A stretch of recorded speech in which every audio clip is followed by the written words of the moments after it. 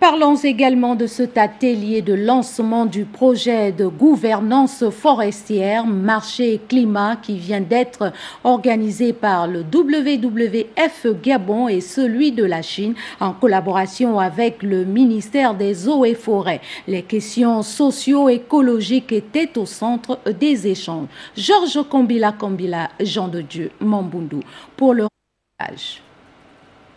Ils se sont unis pour une seule et même cause. Le WWF Gabon et le programme Forêt Chine veulent à travers cet atelier trouver les mécanismes qui vont permettre d'établir les normes plus élevées en matière de responsabilité socio-écologique dans le commerce du bois entre les deux pays. Aujourd'hui, les Asiatiques, en particulier les Chinois, représentent plus de 70%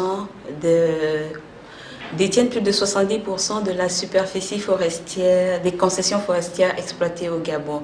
Et donc le VVF a bénéficié d'un appui de la coopération DFID pour mettre en œuvre, en partenariat avec le VVF Chine, ce projet qui vise à améliorer la légalité, à renforcer les capacités de conformité des entreprises chinoises à la légalité, à la loi forestière gabonaise.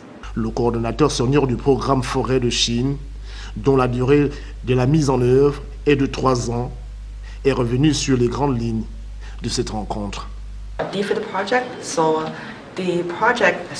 La Chine a une grande représentation au Gabon et c'est un pays stratégique au niveau du bassin du Congo et donc c'était le choix idéal pour la réalisation du dit projet. Et l'avantage dans celui-ci, c'est que sur la base de la collaboration qui existe déjà entre VVF Gabon et VVF Chine, nous avons élargi les parties prenantes, nous avons élargi les acteurs.